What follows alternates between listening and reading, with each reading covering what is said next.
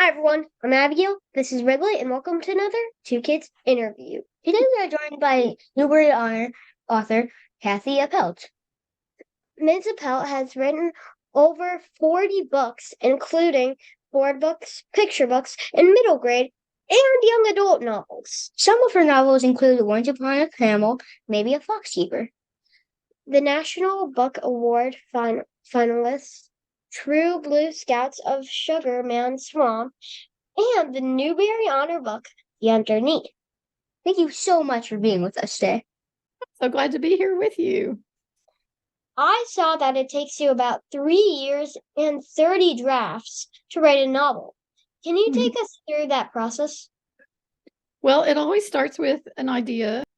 And sometimes the idea has to do with a particular animal or a person. Sometimes the idea begins with a place, like in The Underneath and in True Blue Scouts of Sugar Man Creek. I kind of started with the place. I knew I wanted to write a story or several stories that were set in the wetlands in East Texas and Louisiana and that area. And so, because I've always been intrigued by that place. And then like with Angel Thieves, that also started with a place. So sometimes it starts with a place. Sometimes it starts with, an object or something, that there's an object that has piqued my curiosity. And so I want to write a story around that. Yeah. And so there's that. And sometimes it just, starts with me just kind of like, putting my thoughts on the page and just sort of meandering on the page, until something shows up. And then I'll start to shape it and I ask a lot of questions. I keep for every one of my books, every one of my projects, I keep what I call a project journal. And in that project journal, I ask a lot of questions like who is this character? What does this character want? What does this character need? Things about their age and their place in society and things like that. So I keep that journal, a project journal, to keep those kind of thoughts. And sometimes I dialogue with myself. And then as the story begins to take shape, a significant part of my process is to share it with other people. I have a critique group that I've been working with for several years. And so I'll send out pieces of the story or as much of the story as I have to them, because they're my trusted readers, and I'll ask them questions, what do they see that needs to happen? And then I'll get their notes back, and then I'll start trying to bring it into a more full, story that is logical and that you can read straight through and like that. Then the heavy duty revising starts. So yeah, so it takes a while to get a story under control. And also I spend a significant amount of time doing research, because even though my stories are fiction and even though they're made up to a certain level, I want them to be authentic. I want them to have an authentic background and authentic history and that sort of thing. So yeah, I don't want to misrepresent something, for example. But yeah, so that all takes about 3 years. Yeah. Did you write a lot as a child? I did write a lot as a child. And when I was in the second grade, my aunt gave me a journal, a tiny, well, it was a diary. I called it a diary. It was that kind that had a lock and key. Have you seen those little blank books that have a lock and a little key? And my aunt gave me one of those. And that was the first time that I really put everything I was thinking about on the page, because and I guess I felt free to, because of the lock, because I knew that nobody else could read it as long as they didn't have the key to the lock. And so I had two younger sisters, and it was important to me that they not get their hands on it. And so I wrote all the time in that journal, and then I filled that up, and then I filled up the next one, and I still keep a journal. So yeah, I have hundreds of journals, and most of them I never return to, but sometimes I do. So anyway, but yeah. And also when I was a kid, I wrote a lot of letters. I was a big letter writer. So I'm not so much anymore, but yeah, when I was growing up, I wrote lots of letters to my grandparents and friends, and Can you tell us why you like having animals play important roles in your stories? well, the main reason is because animals would have a different point of view. they would see the world in a different way than humans would. Like, they'd be closer to the ground, for example. They would be, like ground dwelling creatures would see things much more from the bottom up. And then birds, of course, I have a lot of birds in my stories, and they would see the world, from above. And so having animal characters allows us, I think, to see the world a little differently from different angles, different points of view, and also just from a different perspective. If a cat is walking through the forest, they're going to be on the lookout for things that that we wouldn't necessarily be on the lookout for, right? So they would be on the lookout for say a snake, or I mean, we might be on the lookout for that, but not like in the way a cat would. So yeah, and I like imagining what the world is like through the eyes of a particular kind of animal. So I find that they become really interesting characters. What is your process when putting a story together? Do you decide the end before the middle, or do you put it together in order? No, I don't put it together in order. Once I start a book or a project, I try to figure out what the ending is going to be pretty soon into the process. I try to figure that out, because I found that if I don't know where I'm going, if I don't know how it's going to end, then I get really bogged down in the middle, because the middle is usually a slog, getting through the I call it the big mushy middle, because you have to keep the characters moving, you have to keep the interest up in order to get to the end. So you don't want it to slow down necessarily. So I try to figure out how it's going to end pretty quickly, so that I know where I'm going. It's kind of like having a map, and knowing where you're going before you get in the car. So if you just got in the car and started driving, that might be fun for a while, but pretty soon you're going to need to get some gasoline, or recharge your batteries, or you're going to need to stop and eat, so you're going to have to figure out where you're going. So I try pretty quickly to figure out where I'm going. And that doesn't mean that the ending doesn't change. I mean, sometimes through the process of writing, I realize that I need to change the ending, and sometimes that happens. Can you tell us about a time when you were doing something and you noticed something, someone or something, and thought, I need to put that in a book?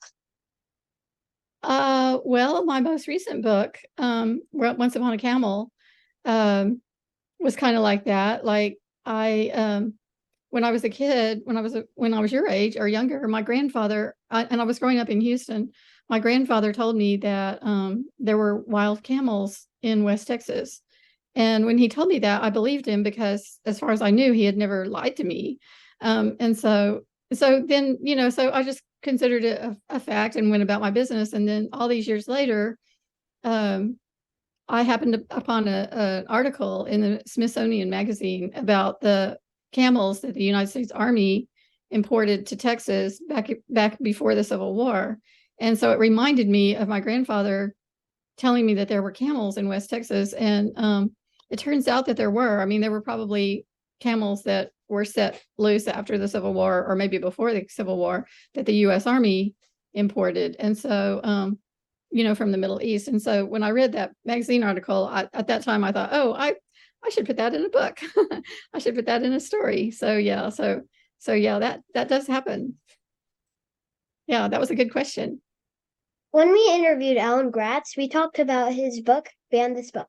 We saw you did a blurb before that book. You live in Texas, where book bans are more frequent than other places. Yes. Can you give us your thoughts on and feelings on this? I think it's a travesty. I think that it's unfair to young readers. I think it's unfair to readers who need those books, and the books that are being banned are overwhelmingly characters of color, or BIPOC characters, or they're LGBTQ people that are already in the minority. And the authors that are being banned are overwhelmingly minority people. And so I feel like it's a racist, bigoted thing, and and it makes me angry, frankly. I think as a parent, it's my responsibility, or it was, my kids are grown up, but it was at that time my responsibility to at least keep an eye on what they were reading. If I thought they were reading something that might harm them or might disturb them, then it was my responsibility to intervene. But it's not my job to make the rules for every reader, and I would never impose that on other readers. So yeah, it's very frustrating, very and unfair, and it doesn't make a lot of sense. It's not logical. It's more of an emotional, fear-based thing. It's operating on fear. How do you feel about I hate it. it? Good job. Illinois doesn't have any. It's got a law against book banning. So Thank goodness. You're lucky. rejection is a part of most writers' stories. Can you tell us about that part of your journey? Well, I've had lots of stories that were turned down. And usually when I submit them to an editor for consideration, and if it comes back, I can often, I'm sorry, I can often look at them at that particular story and say, oh, well, I see now why this was turned down. Often it just wasn't ready. The story wasn't ready to be sold, or it just, it was not, it wasn't something that mattered. I haven't had a story rejected in a long time, but I haven't been writing as much lately. So yeah, it's part of the process. Not every story is for everybody. And that's true, even in published stories. I mean, y'all read, I'm sure, as big a readers as you are, you read books and you like, that was okay, but it wasn't really my favorite kind of book, And so it's the same with the publishing companies. They'll get a manuscript and think, oh, well, this is nice, but it's not for me. So then, if you still feel strongly about the book, like if I feel strongly about a story and it is rejected by one publishing house, then I'll just send it out to another. I ask my agent to send it to another publisher. So yeah, that's just part of the business. Can you tell us exactly where you were and what your reaction was when you found out you won the Newbery honor? Oh gosh, that was an enchanted moment. I was here at my house in College Station, Texas, and the way that the way they do it, or they used to, is they would call the authors in the morning and tell them. Now, some of the awards they tell them the night before, but with in that particular year, they called the authors in the morning, and I knew that the committee was in Colorado, so they were an hour behind me. So when it was 8 o'clock here, it was 7 o'clock there, and so I knew that if I had won anything, I would probably hear about it before 8 o'clock. Before 8 o'clock my time.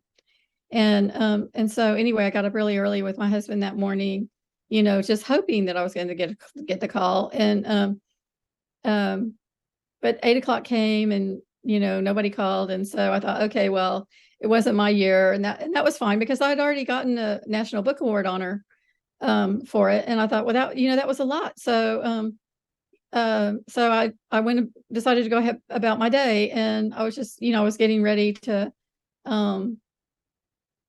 take a walk or something. I don't know what I was getting ready to do, but anyway, I was getting on with my day, and about another hour passed, and I didn't think anything of it, and then the phone rang, and I saw on caller ID that it was the Denver Conference Center conference, and I thought, Denver Conference Center, and then the next thought was, oh my gosh, they're calling me from Denver, and which was where the conference was being held, and so I answered it, and I was like, hello, and they were like, congratulations, and I just sat down on the floor. I couldn't even stand up. I just sat down on the floor, and they said, you won a Newbery honor. And I was like, oh my gosh. And I didn't even know what to say, because I thought, that wasn't going to happen.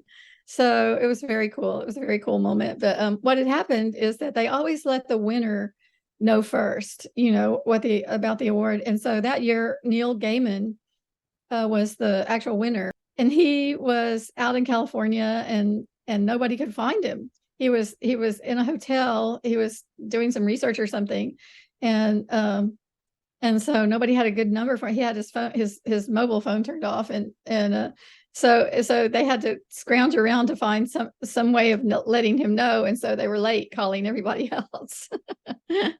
And that's why I had, it was late calling me. So anyway, it was a great moment. And then I wanted to call everybody, and they told me you can only tell one other person before the announcement. And so I knew I could call my editor, so I called her. Yeah, it was really fun. And once that happened, I wanted that to happen for all of my writer friends. I was like, I want this to happen for everybody that I know that is writing, and so because it was such a great experience.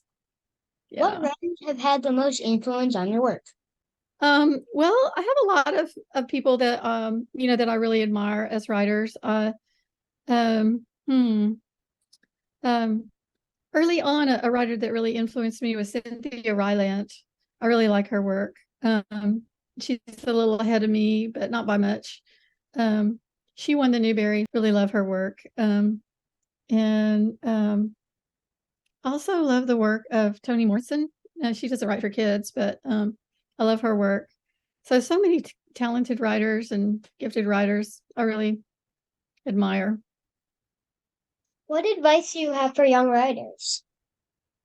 Well, the biggest advice I have is just to write all the time, and write a lot, write fast. My motto is write like your fingers are on fire.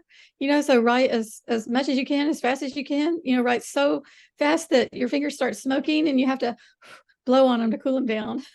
And that's been my motto for a long time, because I think when you write quickly, you get out of your way. You don't judge yourself, you don't judge your writing, you just write really quickly and let your thoughts just pour out onto the page.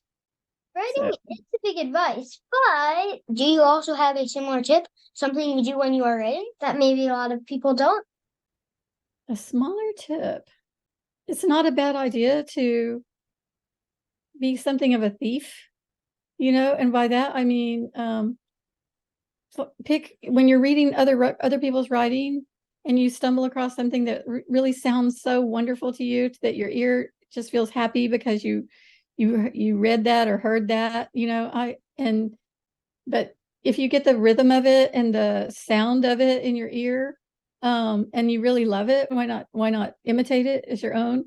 And I like to do this a lot with songs, especially folk songs and songs that tell a story, where I like the way the sounds feel, and the way I listen to them, and I try to incorporate that into my work, and I find that it makes it a little livelier, a little more poetic, I guess is what I'm trying to say. So I love to find great lines of poetry or great lines from a song and just mull over it and see how that might fit into something I'm writing. How's that for an answer? Tell us about a project you are working on now. Well, I'm just sort of noodling around on something right now. I don't have anything really solid about it. It's going to have to do something about the drought that we've experienced down here in Texas. Recently, we had a very, very hot summer and an unusually hot summer. And I'm used to hot summers, but not like we had this summer. Yeah, it's going to be something that has to do with the drought. So finally, it's time for Turbo 10. 10 rapid fire questions. Are you ready? I think so. Number 1, what is your favorite phrase to use? The truest thing. Or that was a true thing. Number 2, what is one subject you love to learn more about? Stars. I think I'd like to know more about stars. Number 3, what is your go-to snack food? Ooh. Well, I have to say I have a weakness for cookies. Number 4, what was your favorite book growing up? Black Beauty. That's easy. Number 5, If you could teleport somewhere right now, where would you go? If I could teleport to somewhere? I don't know. My favorite place is right here in my house, so I guess I'm happy here. Number 6. If you could have one superpower, what would it be? Oh, if I could have one superpower, it would be to be a peacemaker. You know, I would try to make everybody peaceful. Number 7. What was your favorite cartoon as a kid? Um, hmm. Rocky and Bullwinkle. Number 8. What is your favorite rainy day activity? Reading. I just love to sit in my chair and read. Number 9. If you could have any 3 dinner guests, who'd they be? 3 dinner guests. The Vice President, Kamala Harris. I would love to meet her. Um, my friend Rita Williams Garcia. We interviewed. I love her. And who else would I like to have?